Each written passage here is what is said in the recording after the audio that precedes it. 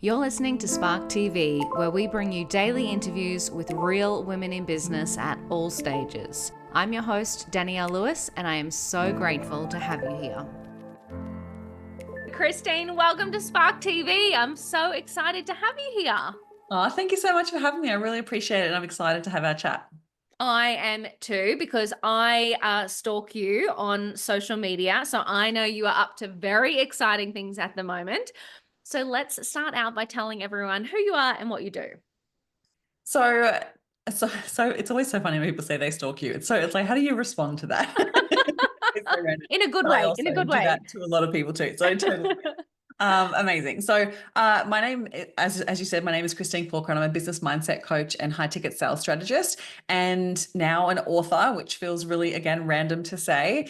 And I have been in business for about almost just 8 years now, and love working with ambitious women in business that are really wanting to scale their business and grow to that next level, but find themselves either held back with strategy or they find they're getting in their own way when it comes to mindset. And so I love to look at it holistically from all different elements to figure out where they're holding themselves back, because we are all human and we all have a brain, and our brain loves to keep us safe. And so figuring out those blind spots and working through shifting them with different NLP processes to help them rewire that part of the brain is one of my favorite things to do. And then I love getting into the nitty gritty of their sales, because there's either sales strategy that's missing or sales process that's missing, or there's a sales mindset element that prevents them from really fully promoting themselves online. So I love the nitty gritty of that as well. And I love just bringing women together and supporting them. So I run masterminds and sales programs and events, and yeah, I just love working with women in business to lift them up to the next level. Oh my God, I just want to work with you after hearing that spiel. So exciting. But tell me, now that sounds so clear, so polished, so thought out, so I connect with it. I know it's a solution. Did it start out that way 8 years ago? Gosh, no. Oh my goodness. No, I came out of corporate. I was in corporate for like 6.5 years and doing business development, and really just started leaning into mindset the last couple of years of corporate because it was very missing. And so when I first started my business, I was really burnt out from corporate and actually went down the personal coaching side of things. I was not doing business Wow. coaching at all. And it wasn't until I started to just work with a whole bunch of different clients. And I reckon I was probably 6 or 7 months in before I started to go, oh, I seem to be attracting a lot of business clients and getting obsessed with their business side of things. And I was like, maybe I should niche in this. So, no, it was very much not clear from the get go. It was the messy first 3 years was just figuring it all out. What did I want to do? What did I want to focus on? And then I got obsessed with money mindset and started going down that avenue. And it wasn't until I don't know, like 2020 or something, where I started to get really clear of I really want to work on the sales element. Mm. And that then became this evolution of well, how am I going to do this differently? Because I don't want to do it the way that we were taught in corporate. Corporate was really hard, masculine, using fear and shame. And even just seeing a lot of people teach sales online was really horrible. And I was like, Mm. that doesn't have to be that way. And so I started to then evolve into how can I teach sales in a really feminine way. And that's what I do now, is teaching women how to actually utilize their strengths, which is their connectors. They're so supportive and they're connectors and they're great with relationship building, and we can lift people up and still sell with value. You don't have to tear people down so they feel bad then want to buy your thing to fix their problem. And I think that that's something that, yeah, has my business has evolved in so many different ways over the last 8 years. I can't even I would be here all day if I tried to tell you every part. I'm sure that you're exactly the same. We do not ever start out clear from the get-go. Oh my God, I love it. And it's just, I mean, it's interesting. That's kind of what I love about running my own business Yeah. is if I ever feel unclear, uncertain, miserable, dare I say it, I love it because we get to fix it. We get Yeah. to literally design something new, change our minds, start offering something we've never offered before versus, yeah, when you're in corporate and in a job, you are kind of really stuck to your remit. That's the exciting Yeah. part, that it's And I messy. I used to hate having to Yeah, I used to hate as well in corporate how every decision took so long. And Yeah. I'm such a fast decision maker, and I just love to get excited by something and just pivot. If I get a new idea, I've created a sales page and I've built that out within 24 hours, and then I'm ready to go sell it. I love how fast paced business can be. And I agree with you. It's all about that pivot and being okay with challenging yourself, every few months.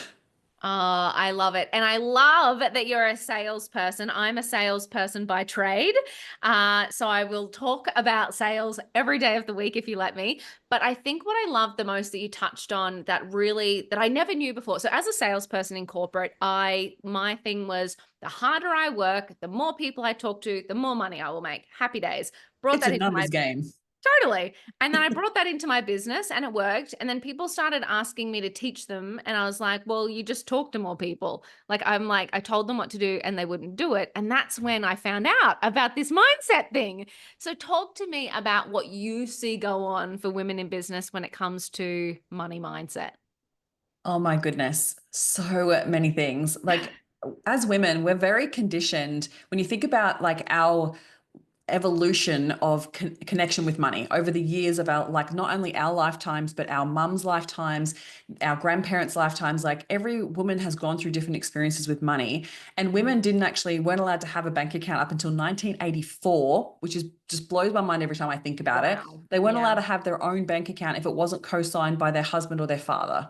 So we've been conditioned to believe that we don't have the responsibility, or that we Mm, don't even have the authority or worthiness to be able to manage it. And so it's created a lot of deep conditioning that creates fear and hesitation and uncertainty, and just a lack of knowledge as well around money. Like there's almost like this like taboo element around talking around money. So when it comes to mm, business, it is, you have to address the money blocks that you have, because it's weaved into every part of what it is that we do. We have to sell ourselves, which means we have to ask for money. We have to manage our own money. We have to deal with our own cash flow. We have to be conscious of where we're spending our money. We have to also be utilizing it in really effective ways to grow our business. And we have to price ourselves. Like there's so many elements to charging what we're worth that really ties to our money mindset. And so if we're not privy to that, or we're not conscious of the fact that we mm, all have conditioning, whether you think that you are not good with numbers, whether you think that money is dirty, that money doesn't grow on trees, like all of these belief systems that have been passed down through generation after generation after generation show up in everyday business. It's played in the back of your mind. And so when you're interacting with money, it changes the way that you interact with it. So if mm, you're not addressing that, it can prevent you from being able to scale. It can prevent you being able to receive more, hold more, manage more. And so it's a big part of what I teach, because it is also very connected to sales. Because if you've got blocks around money, it doesn't matter how much you sell, you're still going to sabotage it. You're either going to talk people out of working with you, you're going to price yourself in a way that doesn't feel right, and you don't feel energetically aligned to it. So then you actually sabotage it again, and people feel that incongruence, and then they're like, oh, this is not really going to be worth that. And then you have experiences that honestly like prove to you that it's not worth that, because you believe that. So there's so many mm. tied to that. Plus we could even go into like the self-worth element. There is so much self-worth in connection to money as well, because of our conditioning for so long, plus our own generational experiences with money in our own lifetime, that we have to be really addressing in order for us to feel comfortable managing, holding, receiving, and asking for it. Wow. And it's just so incredible. As you were talking, I was just thinking about my own personal experience with money and especially in sales. And I was thinking about how in corporate, as a salesperson, you sell something and kind of pass it off to somebody else. Someone else sends the invoice, someone else is in charge of the money element, Yeah. and somebody else has priced it for you and said, here's the thing that you can sell. And I remember in the early days of my business, not wanting to have a contract signed, or not wanting to send the invoice, or not wanting to chase the invoice. Like every step of the way, there was something like feeling weird about Uncomfortable. it. Yeah. Yeah. Yeah. And even like, did you end up having to have hard conversations with people who weren't paying their bills? Like I Yes. remember for me, that was really hard too. Like I felt so uncomfortable, because I, I hadn't done any money mindset work up to that point. And it wasn't until I started looking at it within my own business that I was like, I actually feel really uncomfortable talking about money. Like I feel like Mm. it's because in my childhood, it was taboo. You don't talk about money. And, Yeah. people who did talk about money or were flashy were judged. So it was a Mm. really uncomfortable topic. And it's, if it was talked about, it also created fights, or it created this uncomfortable conversations that I never knew how to navigate. So Yeah. I had to be in those situations in corporate too, and being so uncomfortable. But I think the biggest thing is that when you then shift into doing it for your own business, is that you're asking people to pay you. And that Yes. feels like it's so deeply connected to you. And then if you have people pleasing tendencies, like that can make it even worse because you feel Yes, like you that's have to me. Oh my God, triggered. yeah, because you'd end up having to keep giving. Like, and this was something that I had, Mm, like, there was like the belief system around having to work hard to earn money that I had to work through myself because that came from my parents were like farmers and they worked really hard. So it was really ingrained in me. And then it felt mm, uncomfortable. Like, I have online programs, like one of my money mindset programs is all online and I've recorded it and it's all there for people to buy. But when people bought it, I felt uncomfortable because I was like, I need to give you more. I felt like I had to mm. prove my worth or prove that it was worthy of being paid because I hadn't done enough work for it. So it wasn't until I shifted that I now feel much easier to receive that, knowing that the work has already been done and it's okay Mm, to receive even if you haven't worked for it. Right. yeah. It's so many connotations connected to the language that we have around money too. So it's definitely a journey and it keeps coming back up like at new levels when you hit new milestones or you increase your prices. There's always that little bit of self-worth work you need to do, plus a bit of money mindset. Like I just recently actually uncovered another belief system around it was very closely tied to that old belief of working hard, but it was had evolved to being like that it's not safe for me to receive with ease because I had a belief of like, well, you have to struggle. And I feel like that's very connected to like the Aussie battler belief systems. Like Yes. we really not celebritize, but we do honor people who have worked really hard or have had a really hard time or have gone through Mm, something so bad. So they deserve to have all these things. But if you've gotten it easy, we judge it, right? yeah. So for me, it was like, oh, if I scale and I start to actually bring more people in, it's almost like, well, and it's easy, right? So that I feel uncomfortable being able to receive in that space. And again, I had Yes. to work through shifting that for myself and do this with a lot of work with a lot of my clients as well, because to go to that next level, you've got to be okay with that next level of wealth. Right. Mm, And so even there's education elements there too, because if you don't know how to manage money or you have fears around tax or you don't know even know to what to do with your money. Like if you had more money and you knew what to do with, what would you do with it? Like you think it's going to be all fun and games, but all of that fears and your nervous system response kicks in and it's can be scary and then you sabotage it. yeah, it's so wild. It's really interesting. So I love that you have personally gone through this journey as well. And the question I'm going to ask you is probably way too big. But if somebody's listening right now and they're like, "Yeah, I know, I've got these issues, I've got these mindset blocks." Is there anything you could suggest to someone who's listening in right now that might just be something small that they can do to either start being more aware of where they're at or start to go on the journey of working through these issues? Yeah, 100%. The first step is always awareness. So just bringing as much awareness to your experiences with money on a daily basis. So you'll have certain feelings associated with money and you'll have certain thoughts that will run through your mind on a regular basis and you will say the same stuff again and again. I can't afford that, or you shouldn't spend money there, or there'll be something that you will say on a regular basis that is very tied to your money. So just bring as much awareness to it as possible. And I suggest just starting to write them down. If you just start writing them down, you'll start to see like, oh, this, no wonder my experience with money is like this if I believe these things. And Mm, then the next step would be is ask yourself, whose thoughts and whose beliefs are they?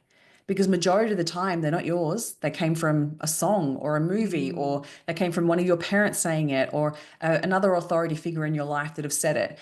And one of the best things that you can do is actually reject that story and you reject that path and be like, that was like, for me, it was my dad's. It was like, okay, I need to let go of that money has to be hard or that you have to work really hard to earn money because it was true for him. He worked really fucking mm. hard. He was a farmer, labor all day for 12 to 16 hours a day. So he worked Wow. very hard.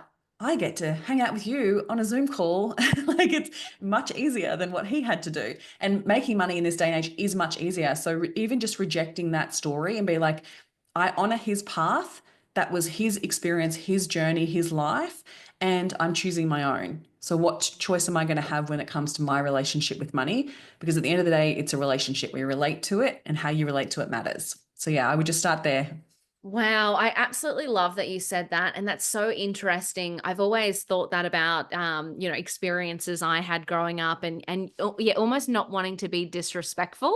But I love that you said so I love how you framed it as I honor him and that was his life and his choice and his path, but I don't have to do that. I can do this over here. And that is actually not, it's not being ungrateful for where you came from. It's not being disrespectful. It's actually that's so beautiful and I'm so grateful. but I'm going to choose this one. Yeah, Yeah. I love that. And it's actually so funny. I love that you said writing it down as well. So I literally just before we got on this podcast recording, I was having a therapy session and we were talking about spending money. And so I live in the middle of nowhere and I was feeling bad about booking a weekend away. And she's like, "What the is wrong with you? Like this, you make this money, spend it. Like what's it all for, you know?" And I was like, why do I even feel, I don't even know why I feel bad about it. But it wasn't Yeah. until I actually spoke it out loud. Like I was just bottling it up and having this moment. And as soon as I said the words to her, I was like, wow, that's ridiculous. So I love that idea of bringing awareness to where you're at so that you can actually start to work through it.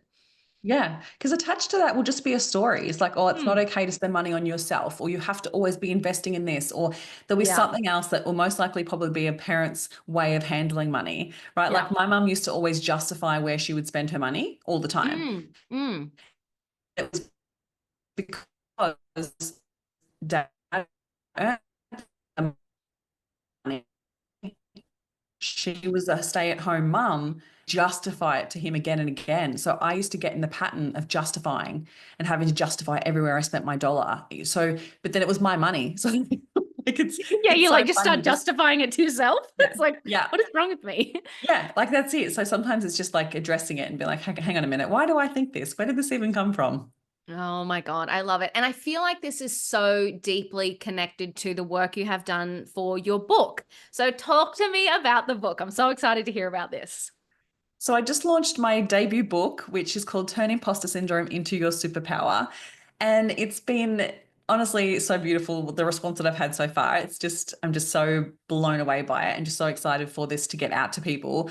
I'm really passionate about women, mainly women, because it's women that I work with, but it's for anyone, to really look at reframing what imposter syndrome actually means, because imposter syndrome does not have to be the end of something. It doesn't have to be something that you have that you think that because you have that you cannot go after what you want. And it's this book really was birthed from my own frustration with coaching clients and having certain conversations with people. And it wasn't just clients, it was comments in the DMs, it was comments on other people's stuff, it was seeing other people react to other people talking about imposter syndrome. A lot of experts, up until now were really talking about the fact that you should overcome imposter syndrome. And it was almost implied that, well, once you overcome it, it's gone, which really is not the case at all. If you No. continue to strive and step outside your comfort zone, you're going to experience it again and again and again. And so I used to hear people talk about it almost like it was this affliction, like it was a disease that they had that they could never, it was incurable, absolutely incurable. Because I have imposter syndrome, I can't do this. Oh, no, no, no, but you don't understand. I have terrible imposter syndrome and I can't go and show my face on camera. Like there would be these reasonings around why they can't do it and they would blame imposter syndrome. And I'm like, that's not it, babe. Like, and so I have worked through creating, and I was actually teaching this in groups and masterminds way before I wrote the book. And it was a concept that I came up with just on the fly because I remember like having conversations with people and being like, well, hang on a minute, this actually can serve you if you look at it from a completely different perspective. Imposter syndrome only shows up when you are stepping outside your comfort zone and doing something you've never done before. And when you're Mm. doing that, you're growing. You're absolutely growing and you are doing something that could possibly move the needle in your business. And yeah, it's scary, but you are going to evolve so much through that scary action. And so if you looked at imposter syndrome in a completely different way, like if you are just in your normal 9 to 5 doing a boring job and you're not really challenged in any way, shape, or form, you probably don't experience it unless you're going for a promotion or asking for more money or whatever it might be. It's not until then that it actually starts to show up. So it's not a bad thing. It's also not it's not incurable. It is absolutely something that you can work with in order to move beyond, and you can turn it into your superpower if you want to. Oh my God, I love it so much. And I just find it fascinating. Women, especially, I'm just going to call women out right now, but we do hold ourselves back and so often hold ourselves back with things that are completely imaginary. Yeah. Like we'll just label things like imposter syndrome, or I have this, or I come from this, or I do this. And we invent all of these stories to tell ourselves to hold ourselves back. And I feel like imposter syndrome has kind of been, because it's been in the spotlight, people have almost grabbed onto it, latched onto it, and used that as the excuse as to why they can't move forward. So I absolutely love that you're reframing it. How do you do that though? So I don't want to spoil, everyone go out and buy the book, but how do you actually start to move past it? So in the book, I share with you three main phases. So the first one is expect it. Once you expect it, then you can actually work with it rather than be blindsided by it. So when you Mm. realize that it's something that will show up, and what's really unique about imposter syndrome is that it has its own arsenal of words. Like no matter what country you go to, when you talk about imposter syndrome, everyone uses the exact same language. Right? I'm going to be seen as a fraud. I'm not good enough. Like, who you do think you can do that? Like, you're not an expert. Like, it's actually the same words across the world. It's so bizarre. Like, that's really random. And so, like, when you understand like the arsenal that it uses against you to cause you to play small, because that's all it's doing, it's showing up to protect you, to prevent you from stepping outside your comfort zone, because potential danger outside your comfort zone could mean that you'll be judged, or could mean that you'll be rejected, or could mean that you'll die. Like there's absolutely, your brain goes to those extremes. And so we want to recognize that it's actually a fear-based thought pattern. That's all it Mhm. is. And so when we address it and we expect it, that you know that when you're about to step out and do something uncomfortable, it's going to show up and try to cause you to go back to your comfort zone. So if you expect it first, then you can start to work with it. Then the next step is embrace it. It's here for you. It's not here to cause you to play small. It's going to cause you to protect yourself and stay safe. So when we learn to embrace it, what I teach you in the book is actually understanding how to use the language that it uses to flip the script and actually reframe the way that that mindset is impacting you. Then Mm. we look at transmuting the emotions, because with the thoughts, you also have the chemical responses that happen in your body, and you have your amygdala kick in, and your fight or flight response kicks in, and then you go into a state of fear, and maybe anxiety will rise, and you'll get caught up in all the overwhelm. And so when we learn to actually transmute those emotions for good rather than bad, then we can actually work through it, because you're right, we have to work through it. And then you want to reframe the way that imposter syndrome is showing up for you. And then you start to flip the script, and you can start to work towards actually utilizing it as a superpower. Once you know how to embrace it, then when it does show up, you can actually move through it quite quickly, and it doesn't have to be something that derails everything. So, I mean, I've had experienced it so many times, from when I first started my podcast, and when like obviously writing the book was a huge, like huge Oh my God, undertaking. yes. And then even getting it Imposter out there. syndrome, writing about imposter syndrome. Yeah. Oh my gosh, so many experiences showed up for me. Like I was just like, really? Again?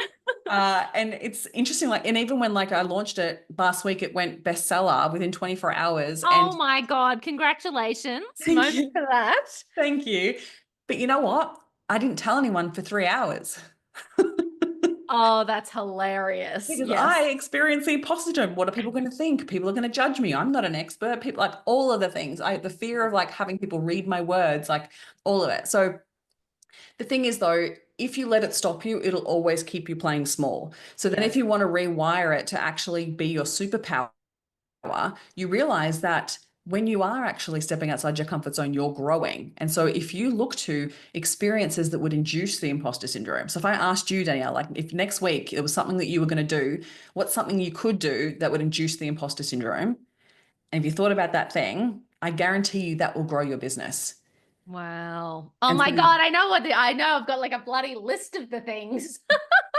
that's it. But the thing is, if we don't have the tools to embrace it and actually work through the emotion and work through the belief systems, then we'll just keep replaying that, and the imposter syndrome keeps you stuck. So Yeah. we want to work through embracing it, so then you can actually start going, well, if I put something on my list, and this is what I've been doing since I finished the book and I've been through the editing process, every single month I sit down and go, what are some of the things I'm going to put on my calendar this week and this month that will induce the imposter syndrome? And Wow. like obviously launching the book, I've got a new event that I've created that I'm bringing out at the end of in August. So every one of these have been like imposter inducing, like the feelings all rise. But the thing is, I'm not stopping. I'm still going to show up knowing that it's just my brain. It's just my brain trying to keep me safe. Oh my God. I just hope anybody listening, like I'm literally writing this on a post-it note right now. like find tasks, find projects, find things that are imposter syndrome inducing. I hope that that is the thing that everyone takes away from this. Go out and do the thing that makes you feel like you shouldn't be doing it. Like, I love that you said that's connected to our business growth, because I just think you are spot on. Now, you have obviously worked with so many amazing women over the years.